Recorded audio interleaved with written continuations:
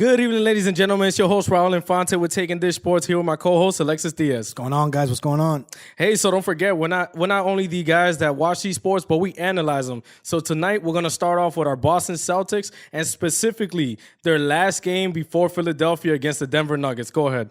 All right, so if you guys are following the NBA, Denver Nuggets were completely a shocker. They're the second seed right now in the West.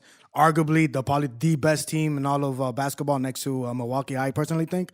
And, you know, they're an affordable opponent. You know, they're the second seed in the West. You expect the Celtics to come in, play hard, and do what they got to do to show that we could compete with any team. That did not happen.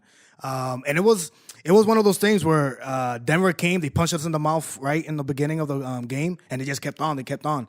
And one thing about the Celtics team that's been happening with the Brad Stevens teams probably for the past 4 or 5 years, they show effort when there's 4 minutes left. They start doing these comebacks. They start playing defense. And as a Celtics fan, you're literally going through 5 heart attacks just watching the game because you're thinking that, all right, this is the comeback. This is when we're gonna go ahead and get them. We're gonna be down by 1, a possession here and there. Marcus Smart's gonna do Marcus Smart things. Bam, we're up. 3 minutes left in the game. Let's win. No. Kyrie Irving, he played pretty good. He played his game, but once again, Kyrie Irving, nobody else, you're expecting way more from guys that are important to this team, like Al Horford, Jason Tatum, you even have guys like Marcus Morris who normally, when a game like this, they're hyped about it because they're playing against the best team. And that, for the effort that they shown, and the first half of that game was atrocious against a team that you probably could meet them in the finals, or they're going to probably be in the finals. One thing I did take about it, though, was that going back to with the 4 minutes left of them actually trying to win this game, and getting almost to the playoffs 2-3 weeks from now, right? They cannot keep on playing like that. They cannot keep on playing like that. Well, I'm going to defer a little bit. I didn't think it was as bad as a game as you're putting it out there. In the first half, Kyrie Irving did struggle with his scoring. But, a shooter's always going to find his groove. And I felt like he found his groove in the second half.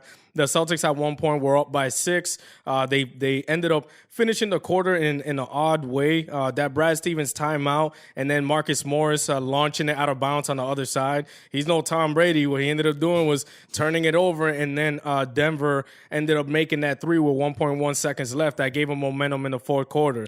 The Celtics in the first half before the All-Star break actually struggled keeping that high energy starting a third quarter. I feel like they've changed that and actually been improving at the start of third quarters as a team. However, exactly what you said, they're still having issues in the fourth quarter until about 4 minutes in the game. It can't always be Marcus Smart making these crazy turnover plays where then he's diving, he's saving the ball, and then somehow they end up with possessions. And that really shows why the Celtics in the last 10 games are 3-7 against playoff teams. See, and that scares me. That scares me because normally around this time, good teams that make it deep in the playoffs are winning meaningful games. They're not. You can't just. Me personally, I believe that some teams could turn on the switch, when you have a LeBron James, when you have a Kevin Durant, right? A team that still looks like the Celtics are still trying to figure out exactly what they are. It's kind of scary to see that right now, 2 weeks before playoffs. I do believe, though, that Brad Stevens, he's a genius. I do believe he's going to have this team, and there's going to be a formula that, hey, this is how we're going to win playoff games. But against that Denver game, I know, if I'm not mistaken, didn't we hit 3 threes in a row to cut it down by probably down by 3. But then a series of unfortunate events. We turn the ball over. Denver gets the ball. They score. A loose ball. Denver makes the extra hustle to get the ball. Next thing you know, they score again. Next thing you know, the 2-point lead that we were down by. Next thing you know, we were down by 7. So speaking of the 3 threes made in a row, let's talk about when you actually missed 3 threes in a row. There was one point when the Celtics were up that Jason Tatum had 2 good looks that if he makes them, they're up by 6. And then Kyrie Irving, after the 2 misses on a fast break, pulls up for a deep 3. He sometimes makes them, sometimes misses them, but he went and missed that. So you had 3 possessions in a row where the Celtics are missing threes, and it ends up being points for Denver on the other side, and it ends up being a momentum shifter, a run for Denver, and then it creates that problem where the Celtics fall in the hole when Kyrie Irving's not in the game, in the fourth quarter. I thought Terry Rozier was in the game for too long. And Jaylen Brown was in the game for too long when they were struggling. Get Marcus Smart back in there. Get Kyrie Irving back in there. That's me as a fan. But analyzing the game, if you think about the long run, he's stealing that idea that Popovich used to do. It used to make fans pull their hair out of their head because all you want to do is win every single night. But if you look in the long run, the Spurs were able to succeed because of the minute restrictions. The teams were a lot fresher when it came to the playoff performances where other teams will be blown out. So maybe that's something that Brad Stevens has looked into and says, hey, listen, it worked last year with restricted minutes. It could work this year. But again, with guys like Jason Tatum and Jaylen Brown being inconsistent, I'll say more Jason Tatum because Jaylen Brown was having great games besides that last Denver game. Let's talk a little bit about Jason Tatum's sophomore issues. Right. So just to go back to what you were saying about the team shooting the threes, a lot of this year so far, Brad Stevens has given the green light to the team to shoot threes, and I hate it. Why? It goes back. If we're up and we got a lead, why are we forcing shots? And it goes back to Jason Tatum.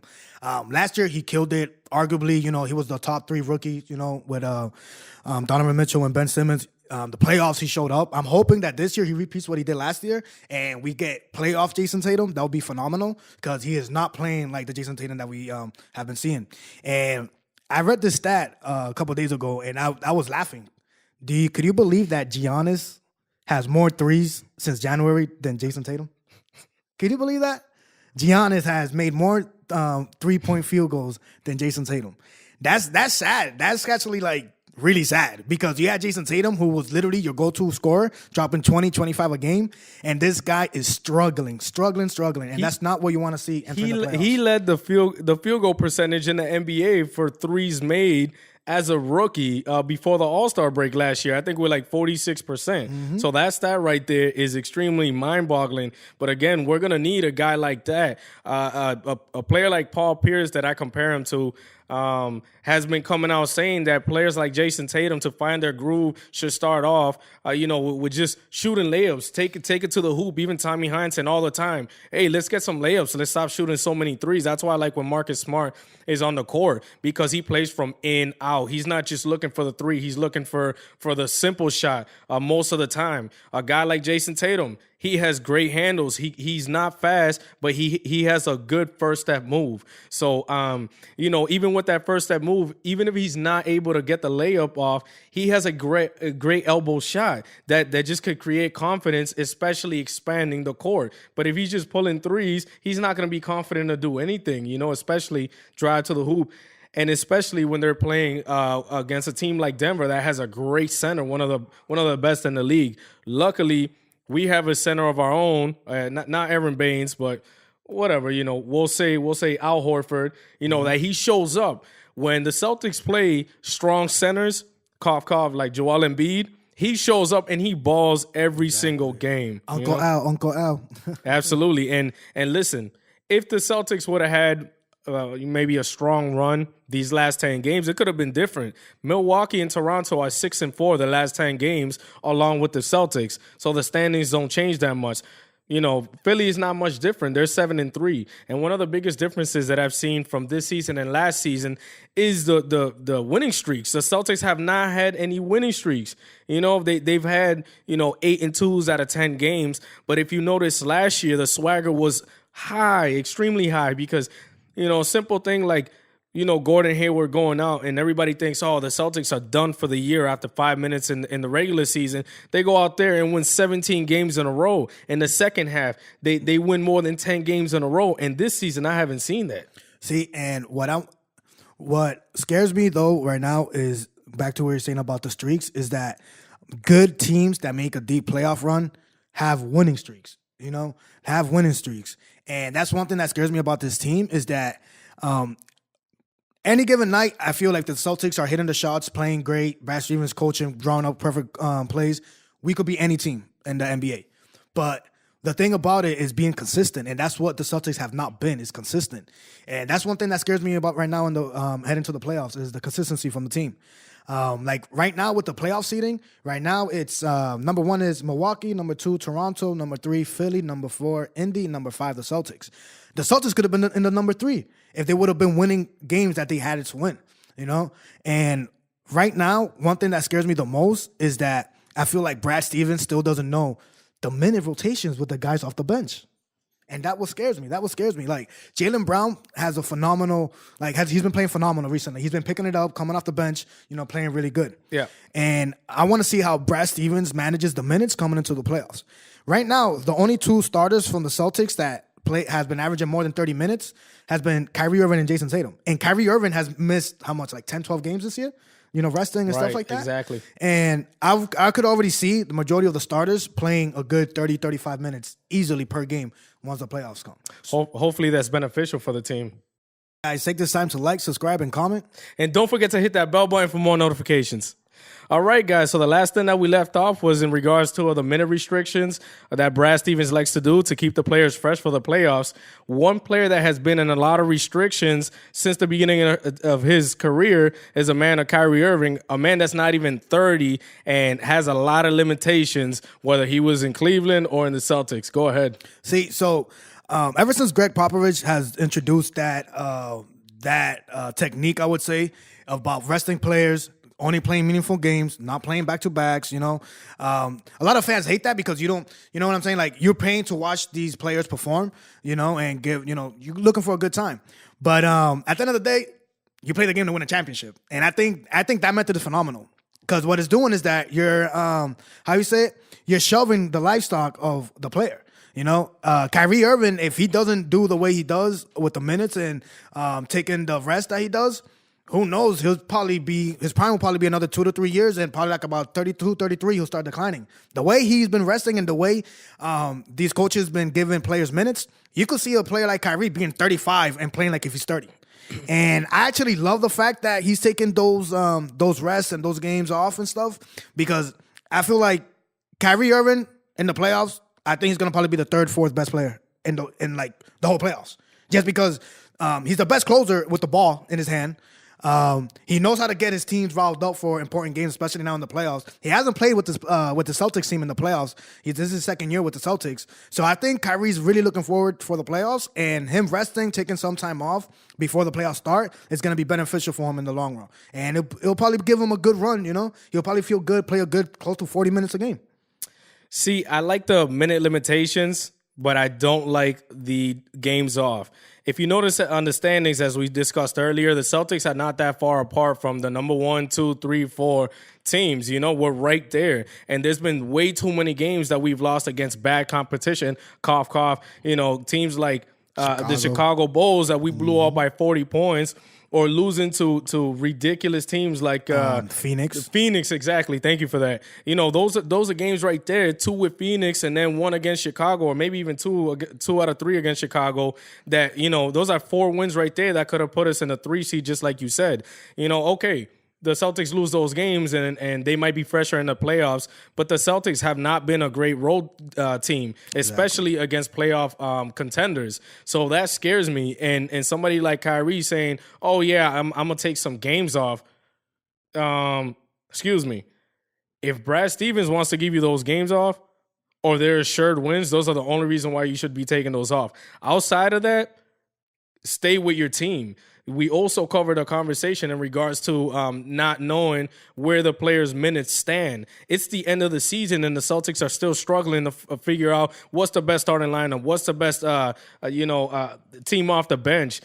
Problems like that they could probably solve if they had everybody engaged, just like they did last year. It's a complicated formula, but it's something that I feel like they had to look into earlier in the season, not coming up with these, contusion injuries or, hyperextended back. Exactly. There's way too many injuries where it's like, all right, well, I get it.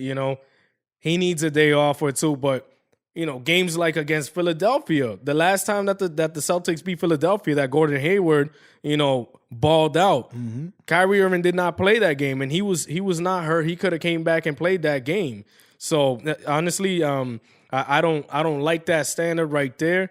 But who knows? We'll see where the playoffs go. See, I think the reason that Brad Stevens, Danny Ainge is cool with Kyrie taking like those games off within the last 2 weeks, 3 weeks of basketball is because, to be honest, I don't think it's going to be much of a difference. Just for the simple fact that you got to assume that these teams that are ahead of Boston are still going to be winning games. We're right now at the 5th seed. We're not losing the 5th seed. Right now, the 6th seed, they're like about 8-9 games behind us. Correct. There's no way that they're catching with us. And I just feel like right now, Danny Ainge and Brad Stevens is probably like, hey, if these guys do play, are we going to be any better positioning on the seeding? Are we going to be the 3rd seed if Philly starts losing game? So I think that they're just doing it for precautionary reasons because as soon as the playoff starts, it's like a brand new season. If restart, brand new season, and it's going to be one of those things where, like I said, I want to see these starters in Boston playing 35, 40 minutes. If they're taking all these rests, all these days off, I want to see Kyrie Irving averaging 40 minutes in the playoffs.